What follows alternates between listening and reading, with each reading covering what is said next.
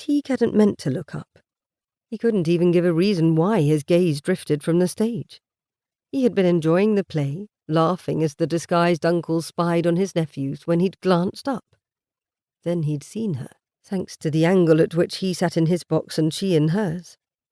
A woman with delicate features, leaning forward and illuminated by the soft glow of the stage lights below. Her neck arched gracefully as she stretched her head out over the edge of the theatre box, craning to catch a better view of the performance.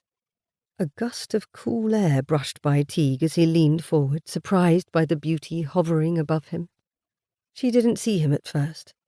Her whole attention was focused on the stage as her lips parted in anticipation of a laugh, her eyes alight with excitement.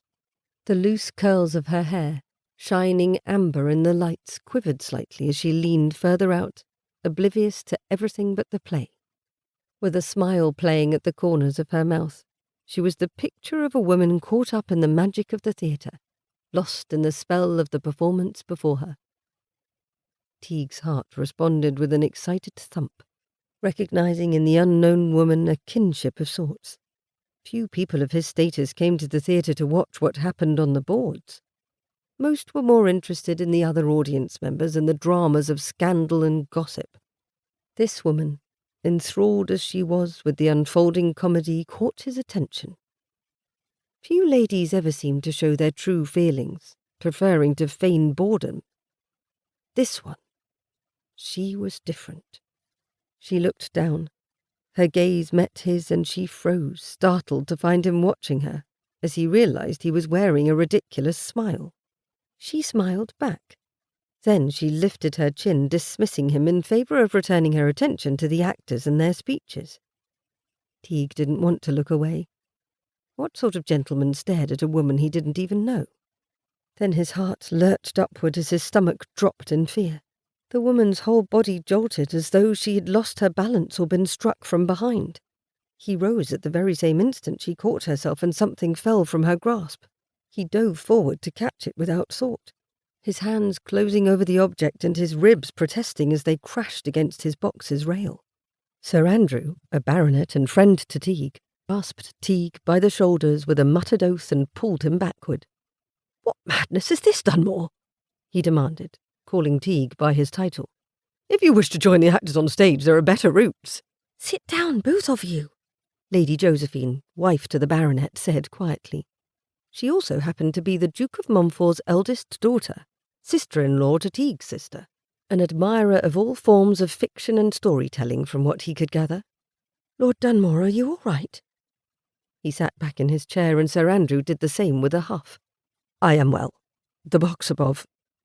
How did he explain the woman whose beauty had completely enchanted him? "Someone dropped this."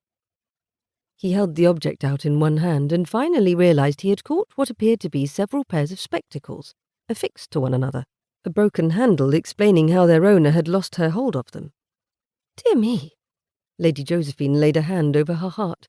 She kept her tone soft, mindful of the boxes around them. "That would have hurt had it landed on someone's head." Sir Andrew raised his eyebrows, impressed. "A heroic act, then. Well done, Dunmore. You see, Josie, our friend proves yet again that Irishmen are a welcome addition to society." He winced when his wife smacked his shoulder with her fan. "Do stop teasing, Andrew.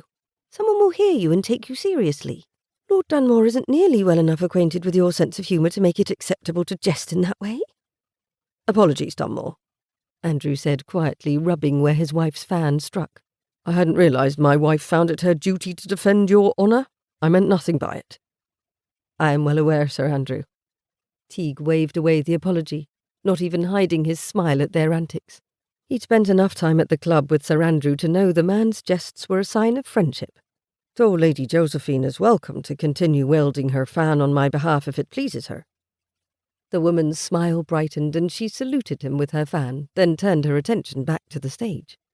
Sir Andrew settled more comfortably in his chair before he took his wife's hand in his, watching her more often than he glanced at the stage. The two were besotted with each other,